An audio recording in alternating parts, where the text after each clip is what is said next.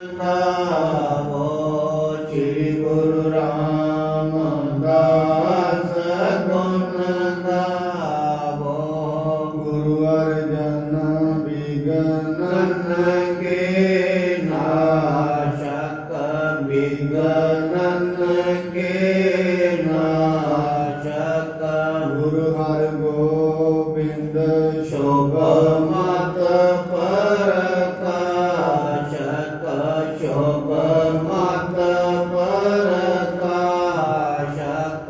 ਗੁਰੂ ਹਰਿ ਰਾਏ ਨਮੋ ਕਰ ਜੋਰੀ, ਨਮੋ ਕਰ ਜੋਰੀ। ਗੁਰੂ ਹਰਿ ਕ੍ਰਿਸ਼ਨ ਮਨਾਏ ਮੋਰੀ, ਮਨਾਏ ਮੋਰੀ। ਤੇਗ ਬਹਾਦਰ ਪਰਮ ਕਿਰਪਾਲਾ ਜੀ, ਪਰਮ ਕਿਰਪਾਲਾ। ਗੁਰੂ ਗੋਬਿੰਦ ਸਿੰਘ ਵਿਸਾਲਾ, ਗੁਰੂ ਗੋਬਿੰਦ ਸਿੰਘ ਵਿਸਾਲਾ। ਧਰਮ ਧਰਾ ਪੁਰ ਪੁਨ ਪੁਨ ਸੀਸਾ ਜੀ, ਪੁਨ ਪੁਨ ਸੀਸਾ। ਬੰਦੋ ਬਾਰ ਬਾਰ ਜਗਦੀਸਾ, ਬੰਦੋ ਬਾਰ ਬਾਰ ਜਗਦੀਸਾ। ਸ਼੍ਰੀ ਗੁਰੂ ਤੇਗ ਬਹਾਦਰ ਮਹਾਰਾਜ ਜੀ ਦੇ ਪਾਵਨ ਪਵਿੱਤਰ ਸਥਾਨ ਗੁਰਦੁਆਰਾ ਸੀਸਗੰਜ ਸਾਹਿਬ ਵਿਖੇ ਸ਼੍ਰੀ ਗੁਰੂ ਗ੍ਰੰਥ ਸਾਹਿਬ ਮਹਾਰਾਜ ਜੀ ਦੀ ਪਾਵਨ ਹਜ਼ੂਰੀ ਅੰਦਰ ਸੁਭਾਏਮਾਨ ਗੁਰੂ ਪਿਆਰੀ ਸਾਧ ਸੰਗਤ ਜੀ,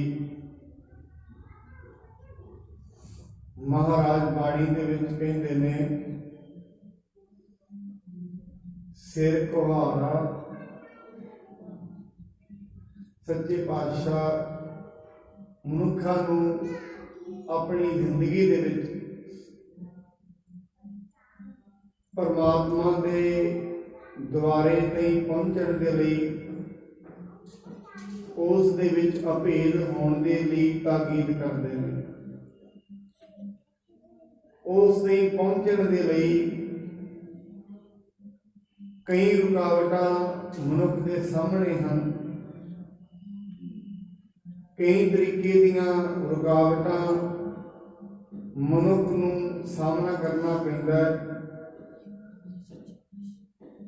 ਪਰ ਜਿਵੇਂ ਜਿਵੇਂ ਮਨੁੱਖ ਪਰਮਾਤਮਾ ਅੱਗੇ ਬੇਨਤੀਆਂ ਕਰਦਾ ਹੈ, ਉਸ ਦੇ ਅੱਗੇ ਅਰਦਾਸ ਕਰਦਾ ਹੈ, ਸਹਿਜੇ ਹੀ ਮਨੁੱਖ ਦਾ ਰਾਹ ਸੁਖਾਲਾ ਹੋ ਜਾਂਦਾ ਹੈ। ਮਹਾਰਾਜ ਦੀ ਬਾਣੀ ਦੇ ਵਿੱਚ ਫਰਮਾਨ ਹੈ, 84 ਲੱਖ ਜੋਨ ਸਬਾਈ, ਮਾਨਸ ਕੋ ਪ੍ਰਭ ਦੀ ਵਡਿਆਈ। ਮਨੁੱਖ ਨੂੰ ਵਡਿਆਈ ਦਿੱਤੀ ਹੈ ਸੱਚੇ ਪਾਤਸ਼ਾਹ ਨੇ। ਗੁਰੂ ਸਾਹਿਬ ਇਹ ਕਹਿੰਦੇ ਨੇ, ਜੇ ਮਨੁੱਖ ਪਰਮਾਤਮਾ ਦੀ ਬੰਦਗੀ ਕਰੇਗਾ, ਇਹ ਜੋ ਮਨੁੱਖਾ ਜਨਮ ਇਸ ਨੂੰ ਪ੍ਰਾਪਤ ਹੋਇਆ ਹੈ, ਇਸ ਮਨੁੱਖੇ ਜਨਮ ਦੇ ਵਿੱਚ ਇਹ ਪਰਮਾਤਮਾ ਤੇ ਅਪੜ ਸਕਦਾ ਹੈ। ਭਾਵੇਂ ਜੂਨਾਂ ਤੇ ਹੋਰ ਵੀ ਨੇ, ਪਸ਼ੂ ਰਹਿੰਦੇ ਨੇ, ਪੰਛੀ ਰਹਿੰਦੇ ਨੇ, ਪਰ ਉਹਨਾਂ ਦੇ ਵਿੱਚ ਬਦਲਾਅ ਨਹੀਂ ਆ ਸਕਦਾ। ਉਹਨਾਂ ਦੇ ਅੰਦਰ ਕਦੀ ਵੀ ਬਦਲਾਅ ਇਸ ਲਈ ਨਹੀਂ ਆ ਸਕਦਾ, ਉਸ ਦਾ ਕਾਰਨ ਹੈ ਉਹਨਾਂ ਦੇ ਕੋਲ ਵਿਚਾਰਨ ਦੀ ਸ਼ਕਤੀ ਨਹੀਂ ਹੈ। ਬਾਰ-ਬਾਰ ਸਮਝਾਇਆ ਵੀ ਜਾਏਗਾ, ਸਮਝਾਉਣ ਦੇ ਨਾਲ ਵਿੱਚ ਵੀ ਬਦਲਾਅ ਨਹੀਂ ਆਏਗਾ। ਇਸ ਕਰਕੇ ਮਨੁੱਖਾ ਜੋਨੀ ਐਸੀ ਜੋਨੀ ਹੈ ਜਿਸ ਦੇ ਨਾਲ ਮਨੁੱਖ ਪਰਮਾਤਮਾ ਦੇ ਨਾਲ ਮਿਲ ਸਕਦਾ ਹੈ। ਸੋ ਅਸੀਂ ਲਗਾਤਾਰ ਹੀ ਗੁਰੂ ਸਾਹਿਬ ਮਹਾਰਾਜ ਜੀ ਦੇ ਪਾਵਨ ਜੀਵਨ ਦੀ ਕਥਾ ਸ਼੍ਰਵਣ ਕਰ ਰਹੇ ਹਾਂ। ਕਿਹੜੀਆਂ ਵਡਿਆਈਆਂ ਗੁਰੂ ਸਾਹਿਬ ਦੇ ਵਿੱਚ ਹਨ ਔਰ ਕਿਹੜੇ ਉਪਦੇਸ਼ ਉਹ ਸਿੱਖਾਂ ਨੂੰ ਦਿੰਦੇ ਨੇ, ਇਸ ਦੇ ਬਾਰੇ ਵਿਚਾਰ ਚਰਚਾ ਕਰੀਦੀ ਹੈ।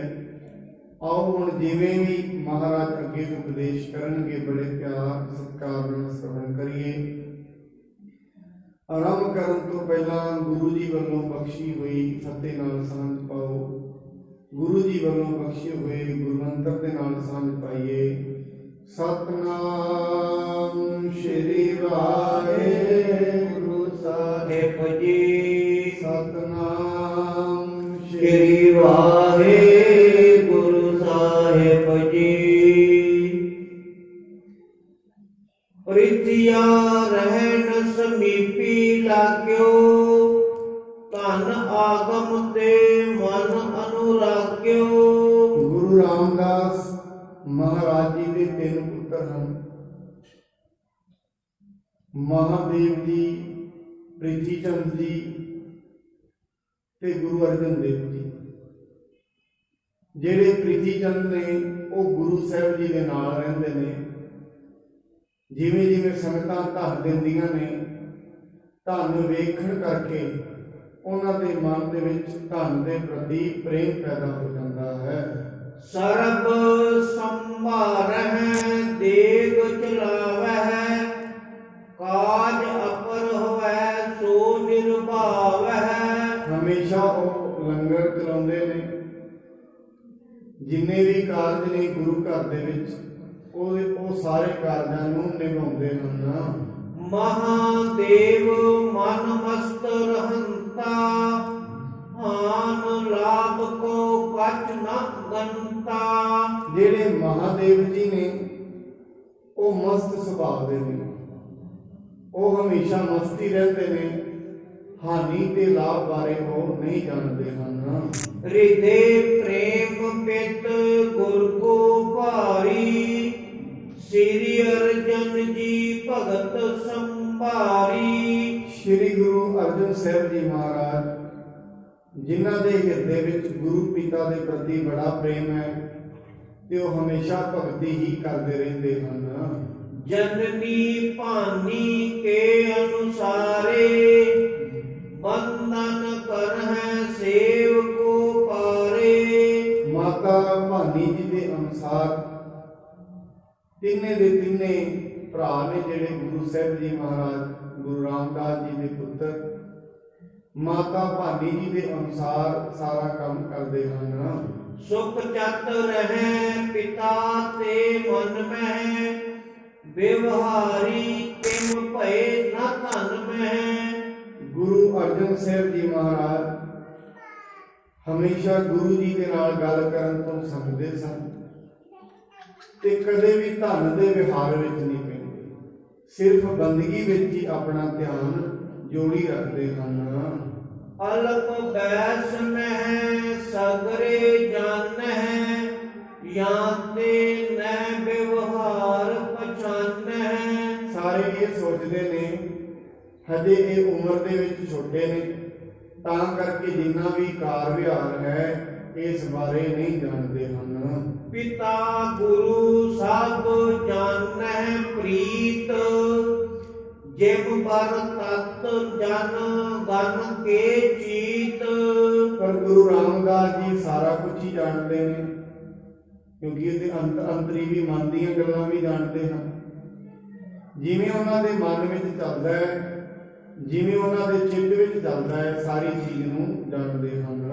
ਸੋਢੀ ਬੰਸ ਬੇਭੂਖਨ ਹੋਵੈ, ਸਭ ਗੁਣ ਨਿਪੁਨ ਪਿਤਾ ਇਮ ਜੋਵਹਿ। ਗੁਰੂ ਰਾਮਦਾਸ ਮਹਾਰਾਜ ਇਹ ਸਮਝਦੇ ਨੇ ਗੁਰੂ ਅਰਜਨ ਸਾਹਿਬ ਜੀ ਸੋਢੀ ਕੁਲ ਦੇ ਭੂਖਣ ਹੋਣਗੇ, ਭਾਵ ਉਹ ਇਸ ਜਿਹੜੀ ਕੁਲ ਹੈ ਇਸ ਦਾ ਨਾਮ ਉੱਚਾ ਕਰਨਗੇ, ਇਸ ਕੁਲ ਦੇ ਗਹਿਣੇ ਬਣਨਗੇ ਔਰ ਸਾਰਿਆਂ ਗੁਣਾਂ ਦੇ ਨਾਲ ਸੰਪੰਨ ਹੋਣਗੇ। ਨਿਜ ਕੁਲ ਮੈਂ ਰਾਖੈ ਗੁਰਿਆਈ, ਜਾਨ ਨ ਦੇ ਕਰਹਿ ਫਿਰ ਤਾਈ। ਗੁਰਤਾ ਗੱਦੀ ਨੂੰ ਆਪਣੇ ਕੁਲ ਦੇ ਵਿੱਚ ਹੀ ਰੱਖਣਗੇ, ਕਿਉਂਕਿ ਬੰਦਗੀ ਕਰਨਗੇ।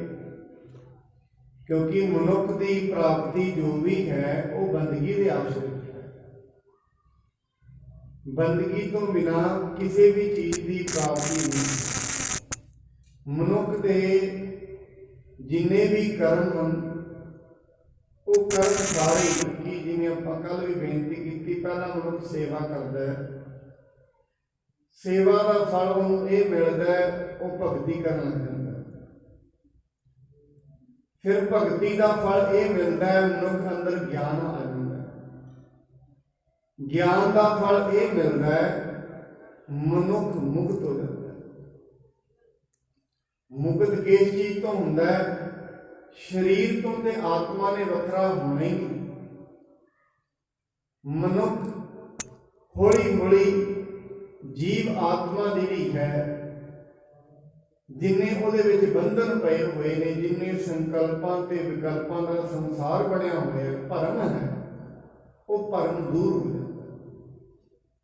भरम कहता है करता पाता मैं करन वाला, सब तो गहरे तल ते बिल्कुल सूक्ष्म रूप दे विच मनुख विच जे कोई चीज है वो एक करता भाव है, मैं करन वाला। कई बारी ये चीज मनुख नूं अपनी बुद्धि के अनुसार पकड़ विच नहीं आती। जदों जिज्ञासु चलता है, हौली हौली बंदगी करता है, बंदगी करदियां करदियां वो सोचण लग जाता है कि शायद मेरे अंदर हुण हंकार नहीं रहा, मेरे अंदर हुण लोभ नहीं रहा, लालच नहीं रहा।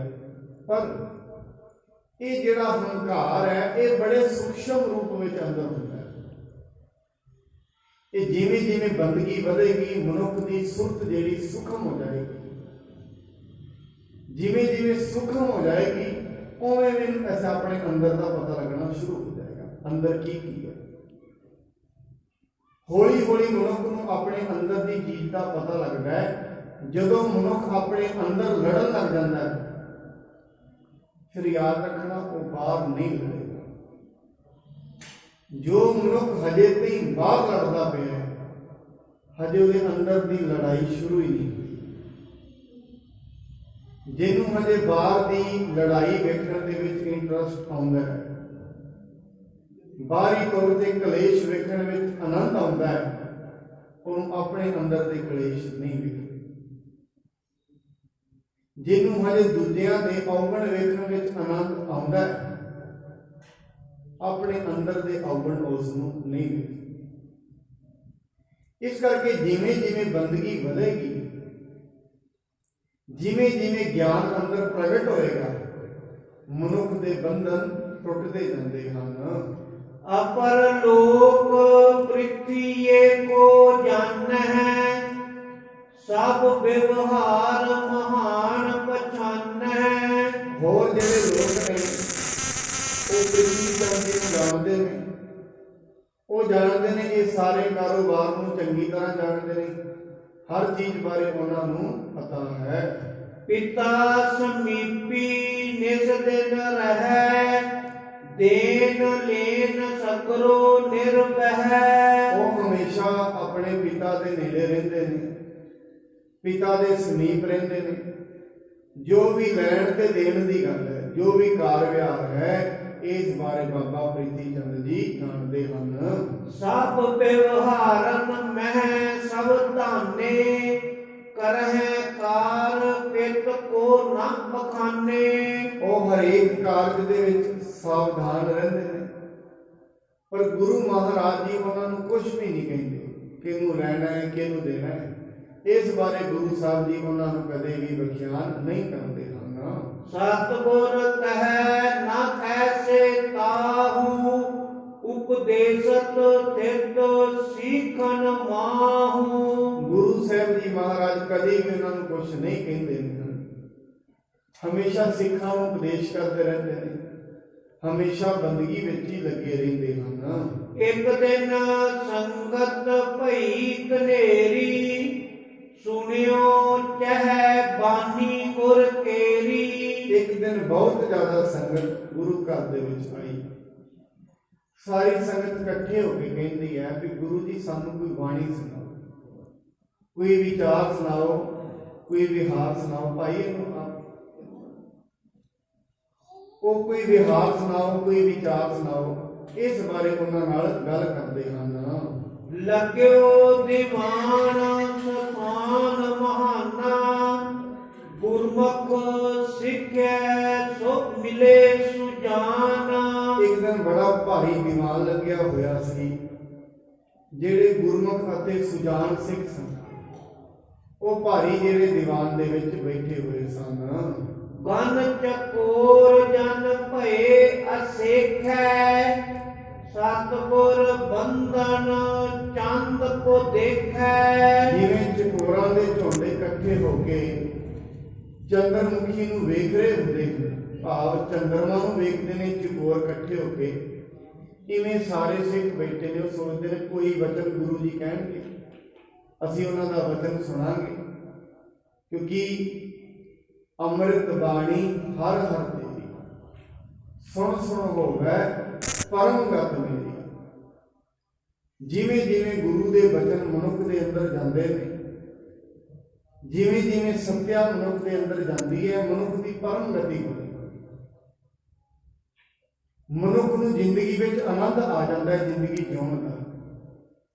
ਆਪਣੀ ਜ਼ਿੰਦਗੀ ਦੇ ਬਾਰੇ ਉਸ ਨੂੰ ਪਤਾ ਲੱਗ ਜਾਂਦਾ ਹੈ। ਚਾਤਕ ਬ੍ਰਿੰਦ ਤ੍ਰਿਖਾਤਰ ਬਹੁ ਲਹੈ, ਗੁਰ ਘਨ ਤੇ ਉਪਦੇਸ਼ ਬੂੰਦ ਚਹੈ। ਜਿਵੇਂ ਚਾਤਰਿਕ ਇੱਕ ਬੂੰਦ ਦੇ ਵਾਸਤੇ ਬੜਾ ਲੰਮਾ ਸਮਾਂ ਦੁੱਖ ਪਾਉਂਦਾ ਹੈ, ਇਵੇਂ ਜਿਹੜੇ ਸਿੱਖ ਚਾਤਰਿਕ ਨੇ ਤੇ ਗੁਰੂ ਦੇ ਉਪਦੇਸ਼ ਦੀ ਬੂੰਦ ਲੈਣਾ ਚਾਹੁੰਦੇ, ਕਿਉਂਕਿ ਚਾਤਰਿਕ ਦੀ ਜ਼ਿੰਦਗੀ ਟਿਕੀ ਹੁੰਦੀ ਹੈ ਸਮਾਂਤੀ ਬੂੰਦ ਦੇ ਉੱਤੇ। ਇਵੇਂ ਇੱਕ ਸਿੱਖ ਦੀ ਜ਼ਿੰਦਗੀ ਟਿਕੀ ਹੁੰਦੀ ਹੈ ਗੁਰੂ ਦੇ ਉਪਦੇਸ਼ ਦੇ। ਜਿਵੇਂ ਜਿਵੇਂ ਉਪਦੇਸ਼ ਸੁਣਦੇ ਨੇ, ਬਾਣੀ ਕਹਿੰਦੀ ਆਵੋ ਸਿੱਖ ਸਤਿਗੁਰੂ ਕੇ ਪਿਆਰਿਓ, ਗਾਵੋ ਸੱਚੀ ਬਾਣੀ। ਬਾਣੀ ਤਾਂ ਗਾਵੋ ਗੁਰੂ ਕੇਰੀ, ਬਾਣਿਆ ਸਿਰ ਬਾਣੀ। ਐਸੀ ਬਾਣੀ ਗਾਓ, ਕਿਹੜੀ ਬਾਣੀ? ਜਿਹੜੀ ਸੱਚੀ ਹੋਵੇ।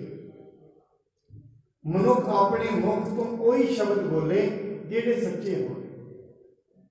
ਪਰ ਮਨੁੱਖ ਕੀ ਕਰਦਾ? ਕੋਈ ਵੀ ਘਟਨਾ ਵੇਖਦਾ, ਕਿਸੇ ਵੀ ਮਨੁੱਖ ਨੂੰ ਵੇਖਦਾ, ਆਪਣੀ ਕਲਪਨਾ ਬਣਾ ਲੈਂਦਾ ਉਹਦੇ ਪ੍ਰਤੀ।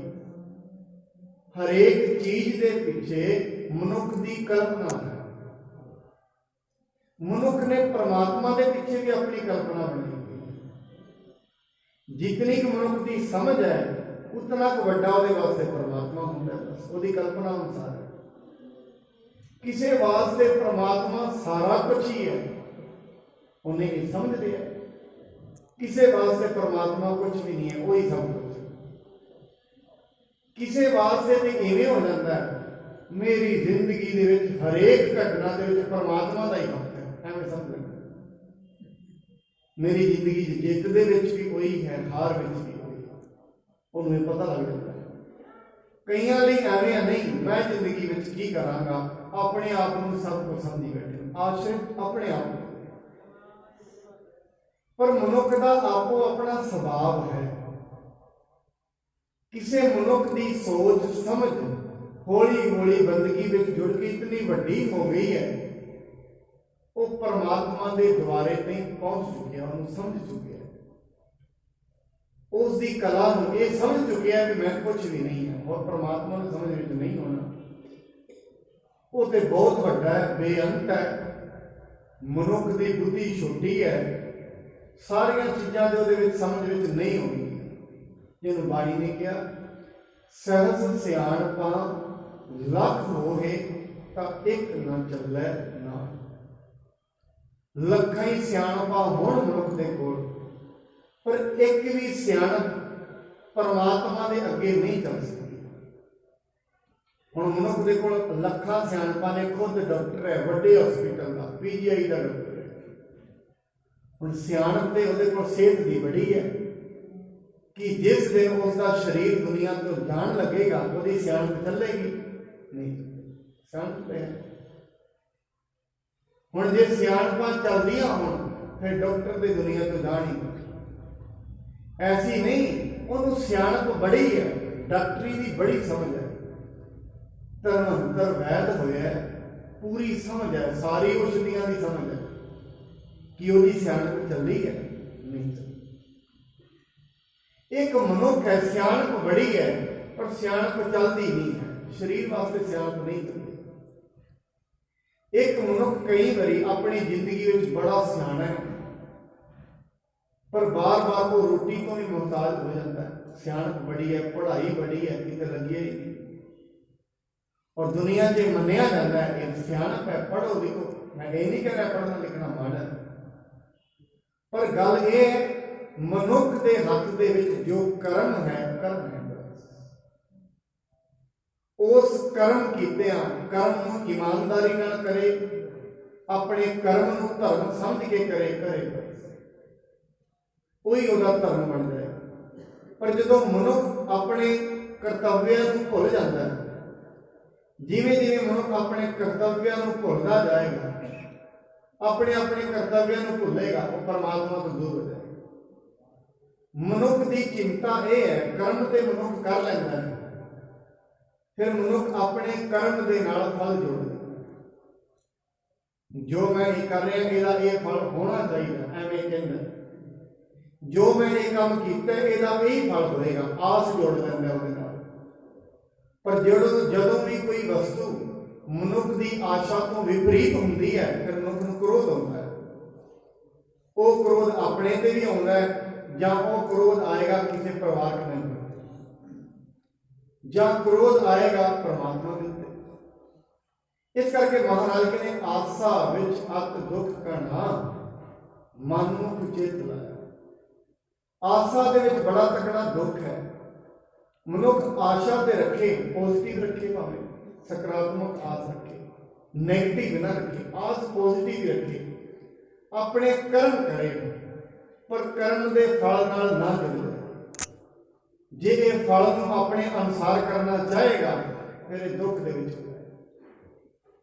ਜਦੋਂ ਕਰਮ ਕਰੇ, ਬਸ ਕਰਮ ਕਰਤ ਹੋਵੇ ਨੇ ਕਰਮ, ਤਿਸ ਵੈਸਨੋਂ ਕਾ ਨਿਰਮਲ ਹੋਵੇ। ਭਾਵੇਂ ਉਹ ਕਰਮ ਕਰ ਰਿਹਾ, ਦੁਕਾਨ ਤੇ ਬੈਠਾ, ਇਹ ਵੀ ਕਰਮ ਹੈ। ਕਰਮ ਕਰ ਰਿਹਾ, ਆਪਣੀ ਦੁਕਾਨ ਨੂੰ ਚੰਗੀ ਤਰ੍ਹਾਂ ਚਲਾਉਂਦਾ, ਇਮਾਨਦਾਰੀ ਨਾਲ ਚਲਾ ਰਿਹਾ, ਉੱਥੇ ਬੈਠਾ ਪਰਮਾਤਮਾ ਦੀ ਨਾਲ ਨਾਲ ਬੰਦਗੀ ਵੀ ਕਰਦਾ ਹੈ। ਉਹਦੇ ਵਾਸਤੇ ਉਹ ਕਰਮ ਹੀ ਉਹਦਾ ਧਰਮ ਹੈ। ਜਿਵੇਂ ਨਾਮਾ ਕਹਿ ਤਲੋਚਨਾ, ਮੁਖ ਤੇ ਰਾਮ ਸਮਾਲ, ਹਾਥ ਪਾਉ ਕਰ ਕਾਮ ਸਭ, ਚੀਤ ਨਿਰੰਜਨ ਨਾਮ। ਜੇ ਭਗਤ ਤਲੋਚਨ ਜੀ ਭਗਤ ਨਾਮਦੇਵ ਜੀ ਦੇ ਘਰ ਗਏ, ਜਾ ਕੇ ਕੀ ਵੇਖਦੇ ਨੇ? ਤੇ ਕੱਪੜੇ ਰੰਗ ਰਹੇ ਨੇ, ਕੱਪੜੇ ਰੰਗ ਰਹੇ ਨੇ। ਦੇਖ ਕੇ ਥੋੜਾ ਪ੍ਰਭਾਵਿਤ ਹੋਏ, ਨਾਮਦੇਵ ਜੀ ਬੰਦਗੀ ਕਦੋਂ ਕਰਦੇ ਹੋ? ਫਿਰ ਨਾਮਦੇਵ ਜੀ ਨੇ ਇਹ ਜਵਾਬ ਦਿੱਤਾ ਸੀ, ਹਾਥ ਪਾਉ ਕਰ ਕਾਮ ਸਭ, ਚੀਤ ਨਿਰੰਜਨ ਨਾਮ। ਭਗਤ ਰਵਿਦਾਸ ਜੀ, ਰਵਿਦਾਸ ਭਵੰਤਾ ਢੋਰ ਨੀਤ, ਤਿਨ ਤਿਆਗੀ ਮਾਇਆ। ਭਗਤ ਰਵਿਦਾਸ ਜੀ ਕੰਮ ਕੀ ਕਰਦੇ ਨੇ? ਜੁੱਤੀਆਂ ਗੰਢਣ ਕੰਮ ਕਰਦੇ। ਉਹ ਕੰਮ ਕਰਦੇ ਹੀ ਉਹਨਾਂ ਨੂੰ ਆਤਮ ਗਿਆਨ ਹੋ ਗਿਆ, ਕੰਮ ਕਰਦੇ। ਇਸ ਕਰਕੇ ਬੰਦਗੀ ਕੰਮ ਕਰਦੇ ਹੀ ਹੋ ਸਕਦੀ। ਜਦੋਂ ਮਹਾਰਾਜ ਬਾਣੀ ਦੇ ਵਿੱਚ ਕਹਿੰਦੇ ਨੇ, ਗੁਰ ਸਤਿਗੁਰ ਕਾ ਜੋ ਸਿੱਖ ਅਖਾਏ, ਸੋ ਭਲ ਕੇ ਉਠ ਹਰ ਨਾਮ ਤੇ। ਪਰ ਇਸੇ ਸ਼ਬਦ ਦੇ ਵਿੱਚ ਮਹਾਰਾਜ ਕਹਿੰਦੇ ਨੇ, ਬਹਿੰਦਿਆਂ ਉੱਠਦਿਆਂ ਹਰ ਨਾਮ ਤੇ। ਬਹਿੰਦਿਆਂ ਉੱਠਦਿਆਂ ਰੱਬ ਨੂੰ ਚੇਤੇ ਵਿੱਚ ਰੱਖਣਾ, ਹਰੇਕ ਕਰਮ ਦੇ ਵਿੱਚ ਉਹਨੂੰ ਜੋੜਨਾ, ਇਹੀ ਪਰਮਾਤਮਾ ਦੀ ਬੰਦਗੀ ਹੈ। ਸਭ ਸਿੱਖਿਅਨ ਕੀ ਲਖ ਕਰ ਲਾਲਸ, ਲਾਗੇ ਸਤਿਗੁਰ ਕਹਿਣ ਕਿਰਪਾਲਸ। ਗੁਰੂ ਸਾਹਿਬ ਜੀ ਨੇ ਦੇਖਿਆ, ਸਾਰੇ ਸਿੱਖ ਚਾਹੁੰਦੇ ਨੇ ਵੀ ਗੁਰੂ ਜੀ ਉਪਦੇਸ਼ ਦੇ। ਸਾਰੇ ਸਿੱਖਾਂ ਦੀ ਜਦੋਂ ਗੁਰੂ ਸਾਹਿਬ ਜੀ ਨੇ ਲਾਲਸਾ ਨੂੰ ਵੇਖਿਆ ਹੈ, ਜੇ ਕੋ ਮੇਰੋ ਸਿੱਖਿਆ ਕਹਾਵੈ, ਸਭ ਗਤ ਅੰਤ ਸਮੈ ਲਲਚਾਵੈ।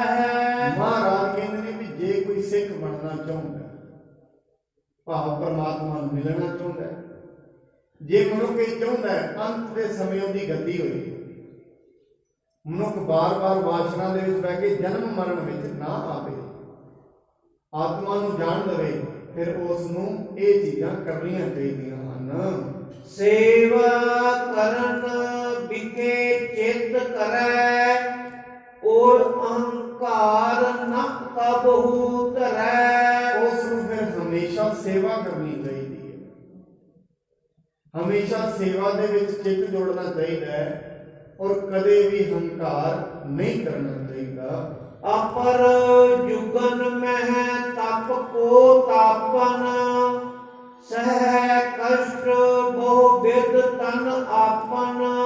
ਮਹਾਰਾਜ ਕਹਿੰਦੇ ਪੁਰਾਣੇ ਯੁੱਗਾਂ ਦੇ ਵਿੱਚ ਲੋਕ ਤਪ ਕਰਿਆ ਕਰਦੇ ਸਨ, ਸਰੀਰ ਨੂੰ ਕਸ਼ਟ ਦੇਣਾ, ਪੁੱਠੇ ਲਟਕ ਜਾਣਾ, ਸਿਆਲਾਂ ਦੇ ਦਿਨਾਂ ਵਿੱਚ, ਸਰਦੀਆਂ ਵਿੱਚ ਸਰੋਵਰਾਂ ਵਿੱਚ ਖੜੇ ਹੋ ਜਾਣਾ, ਆਪਣੇ ਸਰੀਰ ਦੇ ਉੱਤੇ ਕਰਵਟ ਧਰਾ ਕੇ ਜਰਵਾ ਲੈਣਾ, ਕਿੰਨੇ ਪ੍ਰਕਾਰ ਦੇ ਕਰਮ ਲੋਕੀ ਕਰਿਆ ਕਰਦੇ ਸਨ। ਐਸੇ ਕਰਮ ਸਿਰਫ ਪਰਮਾਤਮਾ ਲਈ, ਇਸ ਪ੍ਰਕਾਰ ਦੇ ਕਈ ਕਰਮ ਉਸ ਸਮੇਂ ਚੱਲਿਆ ਕਰਦੇ ਸਨ।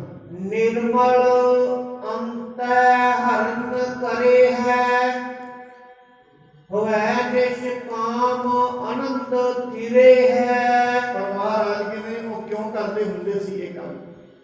ਸਿਰਫ ਅੰਤਹਿਕਰਨ ਨਿਰਮਲ ਹੋ ਜਾਏ। ਅੰਤਹਿਕਰਨ ਕੀ ਹੁੰਦਾ ਹੈ?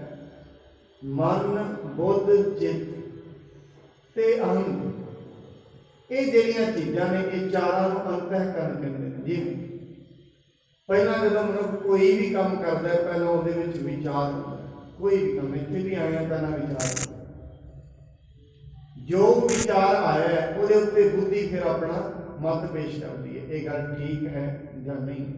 ਪਹਿਲਾਂ ਵਿਚਾਰ ਆਏਗਾ, ਫਿਰ ਉਹਦੇ ਦੇ ਉੱਤੇ ਬੁੱਧੀ ਆਪਣਾ ਮਤ ਪੇਸ਼ ਕਰੇਗੀ। ਫਿਰ ਜੇ ਉਹ ਚੀਜ਼ ਠੀਕ ਹੈ, ਉਹ ਫਿਰ ਚੇਤੇ ਵਿੱਚ ਚਲੀ ਜਾਏਗੀ, ਭਾਵੇਂ ਠੀਕ ਹੈ ਭਾਵੇਂ ਗਲਤ ਹੈ, ਉਹ ਚੇਤੇ ਵਿੱਚ ਚਲੀ ਜਾਏਗੀ। ਫਿਰ ਜੇ ਚੇਤੇ ਵਿੱਚ ਜਿਹੜੀ ਚੀਜ਼ ਹੈ, ਉਹ ਫਿਰ ਮਨੁੱਖ ਦਾ ਅਹੰਗ ਬਣ ਜਾਂਦਾ। ਜੋ ਕੁਝ ਮਨੁੱਖ ਦੇ ਚੇਤੇ ਵਿੱਚ ਹੈ, ਅਹੰਗ ਹੈ। ਹੁਣ ਕਈ ਵਾਰੀ ਮਨੁੱਖ ਦੀ ਜ਼ਿੰਦਗੀ ਦੇ ਵਿੱਚ ਗਿਆਨ ਹੁੰਦਾ ਨਹੀਂ ਹੈ, ਪਰ ਮਨੁੱਖ ਨੂੰ ਯਾਦ ਬੜਾ ਹੁੰਦਾ ਹੈ, ਗਿਆਨ ਨੂੰ ਯਾਦ ਬੜਾ ਕੀਤਾ ਹੈ। ਵੇਦ ਯਾਦ ਕੀਤੇ ਨੇ, ਅਰਥ ਯਾਦ ਕੀਤੇ ਨੇ, ਵੇਦਾਂ ਦੇ ਬੜਾ ਕੁਝ ਯਾਦ ਕੀਤਾ ਹੈ। ਹੁਣ ਮਨੁੱਖ ਨੂੰ ਚੇਤਾ ਹੈ ਵੀ ਮੈਨੂੰ ਇਹ ਯਾਦ ਹੈ, ਅਹੰਕਾਰ ਬਣ ਗਿਆ। ਕਈ ਵਾਰੀ ਯਾਦ ਕੀਤੀ ਚੀਜ਼ ਮਨੁੱਖ ਦੀ ਹੰਕਾਰ ਬਣ ਜਾਂਦੀ ਹੈ। ਹੁਣ ਮਨੁੱਖ ਦੀਆਂ ਚਾਰ ਚੀਜ਼ਾਂ ਨੇ। ਪਹਿਲਾ ਮਨ ਹੈ। ਮਨ ਕੀ ਕਰਦਾ ਹੈ? ਵਿਚਾਰ ਪੇਸ਼ ਕਰਦਾ ਹੈ। ਬਸ ਮਨ ਵਿਚਾਰ ਕਰੀ ਜਾਂਦਾ, ਸੁੱਟੀ ਜਾਂਦਾ, ਕਦੇ ਕੋਈ ਵਿਚਾਰ ਆ ਗਿਆ, ਕਦੇ ਕੋਈ ਵਿਚਾਰ, ਅੱਖਾਂ ਬੰਦ ਨੇ ਫਿਰ ਵੀ ਆ ਜਾਂਦਾ। ਐਸਾ ਨਹੀਂ ਹੈ ਵੀ ਮਨੁੱਖ ਦੇ ਜਿਹਦੇ ਅੱਖਾਂ ਨਹੀਂ ਫਿਰ ਉਹ ਤੇ ਬ੍ਰਹਮ ਗਿਆਨ ਨੂੰ ਪ੍ਰਾਪਤੀ ਹੋ ਜਾਏਗਾ, ਐਸਾ ਨਹੀਂ। ਹੁਣ ਜਿਹਦੇ ਅੱਖਾਂ ਨਹੀਂ, ਜਿਹਦੇ ਅੱਖਾਂ ਨਹੀਂ ਕੀਤਾ ਉਹ ਬ੍ਰਹਮ ਗਿਆਨੀ ਥੋੜੀ ਨਾ ਬਣੇਗਾ। ਜ਼ਰੂਰੀ ਨਹੀਂ ਅੱਖਾਂ ਹੋਣ ਭਾਵੇਂ ਨਾ ਹੋਣ, ਵਿਚਾਰ ਉਹਦੇ ਅੰਦਰ ਵੀ ਗਲਤ ਚੱਲਦੇ ਹੋਣਗੇ, ਕਿਉਂਕਿ ਇਹ ਅੰਤਹਿਕਰਣੀ ਤੇ ਮੈਲਾ ਹੁੰਦਾ ਹੈ। ਪਿਛਲੇ ਜਨਮਾਂ ਤੋਂ ਨਿਕਲ ਕੇ ਇਹੀ ਤੇ ਆਇਆ ਜਦੋਂ ਮੈਲਾ ਹੋਇਆ, ਇਹਦੇ ਅੰਦਰ ਹੀ ਤਾਂ ਸੰਸਕਾਰ ਨੇ। ਜਿਹੜੇ ਅੱਜ ਮੈਲੇ ਵਿਚਾਰ ਚੱਲ ਰਹੇ ਨੇ, ਕਿੱਥੋਂ ਚੱਲਦੇ ਨੇ? ਇਹ ਪਿੱਛੋਂ ਤੁਰੇ ਆ ਰਹੇ ਨੇ। ਜਦੋਂ ਮਨੁੱਖਾ ਸਰੀਰ ਮਿਲਦਾ ਹੈ, ਇਹਦੇ ਅੰਦਰ ਅਜੀਬ ਆਤਮਾ ਪ੍ਰਵੇਸ਼ ਕਰਦੀ ਹੈ।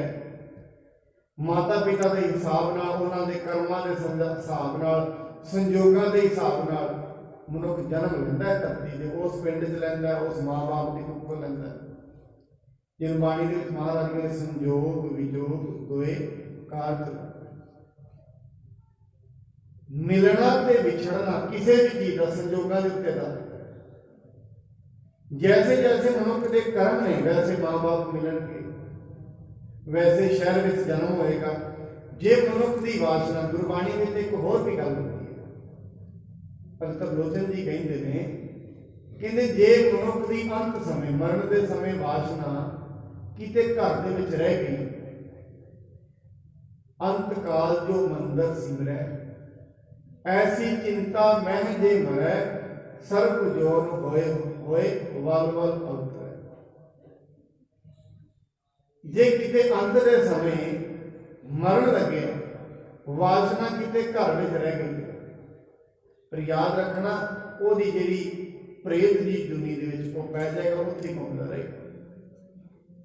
ਹੁਣ ਕਈ ਵਾਰੀ ਇਹ ਸਮਝਿਆ ਜਾਂਦਾ ਵੀ ਇਹ ਜਾਣ ਲੱਗਿਆ, ਇਹਦੇ ਕੋਲ ਬਾਣੀ ਪੜ੍ਹੋ, ਰਾਮ ਰਾਮ ਕਰੋ, ਪਰ ਉਸ ਸਮੇਂ ਜੇ ਸਾਰੀ ਜ਼ਿੰਦਗੀ ਨਾਮ ਨਹੀਂ ਜਪਿਆ, ਉਦੋਂ ਨਹੀਂ ਜਪਿਆ, ਅੰਦਰ ਸੰਸਕਾਰ ਹੀ ਨਹੀਂ ਹੈ ਉਹਦੇ। ਕਹਿੰਦੇ ਇੱਕ ਵਾਰੀ ਇਹ ਯਤਨ ਕੀਤਾ ਗਿਆ ਇੱਕ ਮਨੁੱਖ ਸੀ ਬੜਾ ਮਾਇਆ ਦੇ ਵਿੱਚ ਲਿਪਤ। ਉਹਦੇ 5 ਜਵਾਈ ਸਨ, 6 ਜਵਾਈ ਸਨ। ਕਿੰਨੇ ਮਰਨ ਲੱਗਿਆ ਤਾਂ ਕਹਿਣ ਲੱਗੇ ਵੀ ਇਹ ਹੁਣ ਸਾਰੀ ਉਮਰ ਤੇ ਕਾਰ ਵਿਹਾਰ ਜੀ ਰਿਹਾ ਤੇ ਮਤਾ ਇਹਦੀ ਜ਼ਿੰਦਗੀ ਖਰਾਬ ਹੋ ਜਾਏ, ਇਹਦੇ ਕੋਲ ਰੱਬ ਦਾ ਨਾਮ ਜਪਾਓ, ਨਾਮ ਕਹਿ। ਹੁਣ ਕਹਿੰਦੇ ਨੇ ਜਪਾਈਏ ਕਿਵੇਂ, ਯਾਦ ਇਹਨੂੰ ਆਏਗਾ ਕਿਵੇਂ? ਇਹਦੇ ਨੂੰ ਕਹੋ, ਉਹਨੂੰ ਕਿਹਾ ਉਹ ਕੁਛ ਨਾ ਬੋਲੇ। ਫਿਰ ਉਹਨੇ ਜੁਗਤੀ ਲਗਾਈ, ਅਸੀਂ 5 ਜਣੇ ਆ, 6ਵੇਂ ਜਵਾਈ ਦਾ ਨਾਮ ਸੀ ਨਾਰਾਇਣ। ਕਹਿੰਦੇ ਇਹਨੂੰ ਭੇਜੋ, ਮੈਂ ਇਹਨੂੰ ਵੇਖ ਕੇ ਸ਼ਾਇਦ ਨਾਰਾਇਣ ਕਹਿ ਦੇਵੇ, ਕਿਉਂਕਿ ਜਦੋਂ ਤੱਕ ਕਰਮ ਨਹੀਂ ਹੁੰਦਾ ਤੇ ਕੀ ਕਰਨਾ, ਚਲਾ ਜਾਓ। ਉਹ ਕਹਿੰਦਾ ਮੈਂ ਕੌਣ ਆ, ਦੱਸ, ਮੂੰਹ ਚੋਂ ਬੋਲ ਪਾਉਂਦਾ, ਮੇਰਾ ਨਾਮ ਦੱਸ ਕੀ ਹੈ, ਕੁਛ ਨਾ ਬੋਲਿਆ। ਦੱਸ ਵੀ ਮੂੰਹ ਤੋਂ ਨਾਰਾਇਣ ਬੋਲੇ, ਮੇਰਾ ਨਾਮ ਕੀ ਹੈ? ਕਹਿੰਦੇ ਦੱਸਣਾ ਬੋਲੇ। ਕਹਿੰਦੇ ਤੂੰ ਕੌਣ ਹੈ? ਕਹਿੰਦੇ ਮੈਨੂੰ ਪਤਾ ਤੂੰ ਕੌਣ ਹੈ। ਮੇਰੀ ਜਿਹੜਾ 6ਵੀਂ ਲੜਕੀ ਹੈ ਉਹਦਾ ਤੂੰ ਘਰ ਵਾਲਾ ਨਾ, ਫਿਰ ਵੀ ਨਹੀਂ ਨਾਰਾਇਣ, ਫਿਰ ਵੀ ਨਹੀਂ ਕਿਹਾ। ਕਹਿੰਦਾ ਮੇਰੀ ਜਿਹੜੀ 6ਵੀਂ ਲੜਕੀ ਹੈ ਉਸ ਦਾ ਤੂੰ ਘਰ ਵਾਲਾ ਹੈ। ਹੁਣ ਇਹ ਨਹੀਂ ਹੈ ਕਿ ਅੰਤ ਦੇ ਸਮੇਂ ਉਹਦੇ ਮੂੰਹ ਦੇ ਵਿੱਚ ਅਸੀਂ ਕਹਾਂਗੇ ਤੂੰ ਰਾਮ ਰਾਮ ਕਹਿ, ਨਹੀਂ ਕਿਹਾ। ਅੰਤ ਦੇ ਸਮੇਂ ਨੂੰ ਕਿ ਤੂੰ ਹੁਣ ਪਰਮਾਤਮਾ ਦਾ ਜਪ ਕਰ, ਨਹੀਂ ਜਪ ਦਿੰਦਾ। ਆਪ ਜੀ ਕਦੇ ਇਸ ਚੀਜ਼ ਨੂੰ ਤੇ ਆਪਣੀ ਜ਼ਿੰਦਗੀ ਵਿੱਚ ਪ੍ਰੈਕਟੀਕਲ ਕਰਕੇ ਵੇਖਣਾ। ਕਈ ਵਾਰੀ ਮਨੁੱਖ ਦੇ ਬੜਾ ਵੱਡਾ ਦੁੱਖ ਹੁੰਦਾ ਹੈ, ਬਜ਼ੁਰਗ ਹੋ ਜਾਂਦਾ ਹੈ, ਹਾਏ ਹਾਏ ਤੇ ਪੀੜ ਨਾਲ ਕਰ ਲਏਗਾ, ਫਿਰ ਕਿ ਰਾਮ ਰਾਮ ਕਰ ਲੈ, ਵਾਹਿਗੁਰੂ ਵਾਹਿਗੁਰੂ ਕਰ, ਨਹੀਂ ਕਰਦਾ। ਅੰਦਰ ਸੰਸਕਾਰ ਹੀ ਨਹੀਂ, ਕਦੇ ਸਤ ਸੰਗਤ ਵਿੱਚ ਨਹੀਂ ਆਇਆ, ਕਦੇ ਬੰਦਗੀ ਨਹੀਂ ਕੀਤੀ, ਤੇ ਅੰਦਰ ਜਿਹੜੀ ਚੀਜ਼ ਦਾ ਸੰਸਕਾਰ ਹੀ ਨਹੀਂ, ਉਹ ਚੀਜ਼ ਕਿਵੇਂ ਨਿਕਲੇਗੀ? ਇਸ ਕਰਕੇ ਮਹਾਰਾਜ ਸਾਹਿਬ ਜੀ ਕਹਿੰਦੇ ਨੇ ਆਪਣੇ ਅੰਤःਕਰਨ ਨੂੰ ਨਿਰਮਲ ਕਰੋ। ਤਾਂ ਹੀ ਤੇ ਬਾਣੀ ਕਹਿੰਦੇ ਬਿਰਧ ਪਇਓ ਸੂਝੈ ਨਹੀਂ।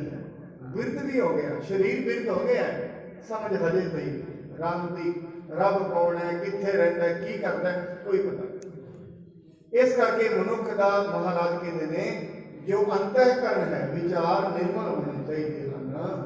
ਸੋ ਤਪ ਕੋ ਅਬ ਸਮਾ ਨ ਜਾਨਹੁ, ਸਤ ਸੰਗਤ ਕੀ ਸੇਵਾ ਠਾਨਹੁ। ਇਸ ਕਰਕੇ ਹੁਣ ਉਹ ਜਿਹੜੇ ਤਪ ਉਸ ਸਮੇਂ ਹੁੰਦੇ ਸਨ, ਉਹਨਾਂ ਦਾ ਸਮਾਂ ਹੁਣ ਨਹੀਂ ਹੈ। ਮਹਾਰਾਜ ਜੀ ਭਾਈ ਗੁਰਦਾਸ ਜੀ ਕਹਿੰਦੇ ਨੇ ਕਲਯੁਗ ਕੀ ਸੁਣ ਸਾਧਨਾ, ਕਰਮ ਕਿਰਤ ਕੀ ਚੱਲੇ ਨਾ ਰਹੇ। ਕਰਮਾਂ ਦੀ ਇੱਥੇ ਗੱਲ ਨਹੀਂ ਹੋਣੀ, ਬਾਹਰੀ ਤੌਰ ਤੇ ਕਰਮਾਂ ਨਾਲ ਨਹੀਂ ਮਨੁੱਖ ਨੂੰ ਚੱਲਦਾ। ਇਹ ਕਲਯੁਗ ਦੇ ਵਿੱਚ ਤੇ ਸਿਰਫ ਸਤ ਸੰਗਤ ਕਰਨ ਵਾਲੀ ਹੁੰਦਾ ਹੈ। ਜਿਵੇਂ ਜਿਵੇਂ ਸਤ ਸੰਗਤ ਵਿੱਚ ਆਏਗਾ